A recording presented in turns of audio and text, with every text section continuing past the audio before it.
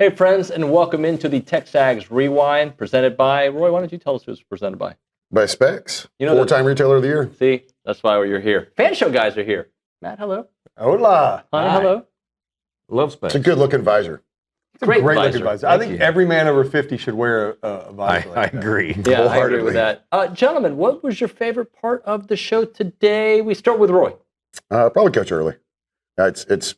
I know we're all focused on football, but it's good to hear updates from over there and talk about the player facility. I think we should all be excited about that too. Hunter? OB and running down his Heisman choices. Brought to you by the Shirts of Football. That's right. And my favorite part was finally getting clarity on the cake situation and David's new. you can't read that. Maybe you can. Your trophy. Do we have a different camera that I can point at to maybe show? Here we go. It says final score. I'm reading backwards. September 25th, 2025. Nuno 1, Cake 0. All right, guys. On the fan show, McGee made it. Nobody said McGee. You guys On the rewind. Yeah, but I talked about McGee though. Okay. JD PicKell made it. Oh, yeah. Oh, JD was great. Yeah. We had some phone issues, but we worked it out. Michael Earley made it. Yeah, good. And even the fan show made it. Yes. There you go. We did it. Check out the fan show. Oh, the rewind. Give with the fan people show. what they want, man. Yeah, well, there's 4 of them.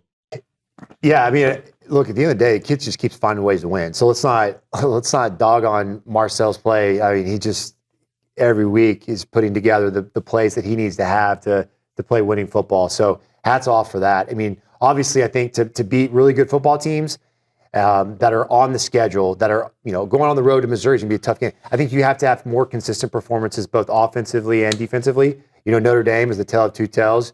Offense really thrived and defense kind of struggled. And then here we are. Defense has just been unbelievable the last 2 weeks. It's ridiculous, the stats they've been putting up. Shutout performances, basically. And offense has been very productive. Just maybe didn't have the points you want. Just a couple little setbacks, obviously penalties. But Marcel, personally, I think he's got to just figure out, speed up the clock with his feet, right? Hold on the ball. A lot of these throws he's making, 3-4 hitches into the progression. On normal timing, it would be 1 hitch, right? So he's just a little bit late, just being decisive. But on a lot of these good plays, like the one we're seeing right now on the screen, this touchdown, a little 88 F wheel, the play that we threw to Kirkacher against Notre Dame on the wheel route. He hit number 1 on the post. Ball was out quick, on time, and accurate, right? And here's another one. Ball was out quick, on time, and accurate, right? So for me, it's the feet.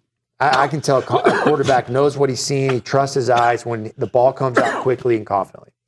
Let me jump in there real quick, OB, because I think the most impressive thing I've seen from him in his career at A&M is that the game does slow down at the end. It's unbelievable. Right? I mean, you look at the Auburn game, the USC game, the LSU game, Auburn this year game, Mississippi State, Notre Dame, obviously, he is really good at the end of games. He is. There's something to be said for that. That cool, calm, collected guy that just wins game in the fourth quarter. I mean, what a great quality to have as your quarterback, right? Let's have a guy that can lead us down there and get it done when it matters, nut crunching time. And he's been phenomenal at that. I would argue there's no one in college football right now that's had more of it. I mean, he's just put together a lot of game-winning drives. Even if, we didn't end up winning the game like we've talked about in the past, like last year, he did his part, certainly. He did. What I worry about Marcel is, look, he knows that he's had the overthrows on the deep ball. He hears people complain, if they just get the – and now I wonder if he isn't susceptible to trying to force that deep ball to try to prove something and maybe not take a shot at the wrong time. The why you were high on A&M in July and why you might be a little bit higher now. So I'll give you the floor. Why were you so high on A&M then, and where are you now with them? Well, it's funny. I remember you and I speaking at media days, not this past year, but the year before when they had it in Dallas. And we're talking about the Elko hire, and we're talking about, what his prospects are at A&M to have early success. And I remember you and I talking about this idea of building a culture. And it sounds cliche because everyone in college football loves to talk about culture when you have a jump from one year to the next. But that was kind of the excitement with Elko when he got hired for you and I was, hey, he brings these things, just what you spoke to a moment ago on the show when we were getting me on the air, is the little things that end up making a big difference. Like the best example I can think of that I've seen firsthand is Matt Rule and his time at Baylor. Gets there his first year, the place is a train wreck. Second year, you make a bowl game. Third year, that typical vintage Matt Rule year 3 kind of success they have at Baylor. that was, a product of getting some of his guys in there and development and all those things. That's true. But I mean, from being a part of that team, David, like if you were late to a meeting, it was the end of it, man. Like if you had the wrong socks on at a workout, you were out of the workout. If you had the wrong T-shirt on in the meeting, it was so detailed. And I don't know if that's exactly how things are run around College Station, but my gut is it's probably closer to that than what it was before. And so all that paired with the multiple ways they can win games now with the personnel they have, having a guy like Craver, having a guy like Concepcion, Marcel Reed taking his stride, the backfield being what it is. Like, I think it's the culture plus the fact that you could put A&M into any style of game, and I feel pretty good about them being able to win that style of game. So there's a lot there, but those two things to me are the things that I think we're seeing right now in the month of October for A&M, which is why I think you should feel better about them down the stretch than maybe other years before. What do you think has been resonating so well with these class of 2027 visitors? Yeah, we just try to sell A&M, the program, the people involved in it mostly. We're getting ready we show them our awesome $30 million player development facility. I just ran over here from planning some little details on, but we really just try to sell the people and the education and all those things, and the baseball part, all of it. And Caleb does an awesome job with that, and everyone involved. Those visits take a lot of time, a lot of energy, and we only have so much manpower in baseball. But I just think people like what we're doing. They like what we're selling and telling them.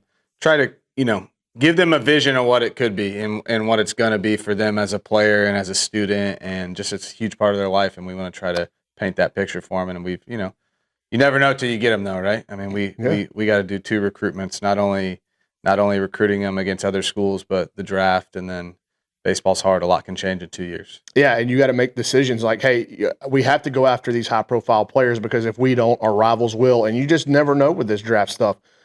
So, like, how is that part of the discussions with you and Coach Longley and Coach Pennington, Coach Kelly? Do y'all say, hey, like, we have to go recruit? He's probably a draft, but we have to go try to get him. At this point in high school, in this class we're recruiting, there's no one in the country that would have told you Gavin Grahovic would have come to school.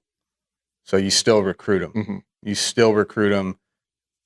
Nico Partita, the same thing. Same thing. Yeah. So you don't, and there's guys we didn't get at this time. No one said that. You do not know. So you just get the players and kind of figure it out later. Figure it out later. Yeah. And speaking of that player facility, is there anything you can share? Do you have a timeline on when some of the mock-ups may go public for everybody to see? Just kind of where y'all at in terms of taking those next steps? I've seen the mock-ups. I have no idea when they'll go public, but I mean, we've met a ton, and the meeting we just had was, we're talking about where to put cabinets and stuff, and that's where I kind of stepped back.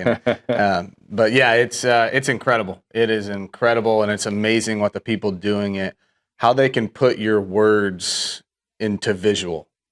I'm not good with space. I'm not good with designing anything. They kind of just let us talk, and then we come back the next time, and you're like, wow, like that's really close to what we talked about. But I tell you what, it is massive, and it's going to be the biggest and best in the country. Well, I'm going to echo a little bit what Hunter said. The game atmosphere this last weekend was outstanding. I'm telling you that I think the 2 of the best game day atmospheres I've ever attended are the 2 blackouts. I mean, LSU last year was electric. I mean, I remember walking out of that going, I think that's the best Kyle's ever been. I remember thinking that. And then the other night, now the opponent wasn't, I don't feel like the stakes were high, don't get me wrong. I think it was LSU versus Mississippi, but either way, you look up and I'm sitting there and I look up and I was telling them, I'm a game goer. I like to go to road games. And while I'm there, I drink in the other team's atmospheres, their culture. I really want to be a part of it. I want to see kind of how everyone does. That's the reason why I go on these trips. And I sat there and I tried to put myself for just a second in the mind of an opposing fan that would be sitting in that stadium looking at all that black with those white towels going and the lights now and the music and then the band and everything. And I was like, this is the best atmosphere in college football. There's just no way anything is better. I went to Notre Dame this year. Notre Dame was great. It was a great atmosphere. It was cool, but nothing like this. Nothing like this. I went to the Swamp last year. Nothing like this. It's insane how good it's always been good. Don't get me wrong. It has always been amazing. It's always been an amazing place to go and see a college football game. There's a reason why people put it on their bucket list of college football. Yeah. But that blackout is just at a different level. It is so cool. And then I'm super excited now. We have yet another night game at Kyle this week with some throwback stuff, which is kind of cool. But I mean, the idea, it was so loud, so electric. It was just unbelievable. And for anybody listening who hadn't come to a game, I've talked to a few people who are like, I haven't been to a game there in years. You need to go. Yeah. You need to go. You got to experience it. It's unbelievable. All right, let's close it out. And I want you, Matt Browning, to close it out. But I need you. What? It just dawned on me. There's only 4 of them. I got it. That's a good job. I want you to say, tell the people what to do and use 4 score somewhere in there. All right. So, 4 score and on your computer screen. 4 score and 4 fan shows ago. Yeah, 4 score and 4 fan shows ago. We told you to like, share, subscribe, comment, and click the notification bell so you never miss another TexAgs Rewind. Shooter McGavin, look at that. With the finger point. Yeah, Bang, bang. and the sound effects. That was great. Okay. Thanks for watching. I'm cool.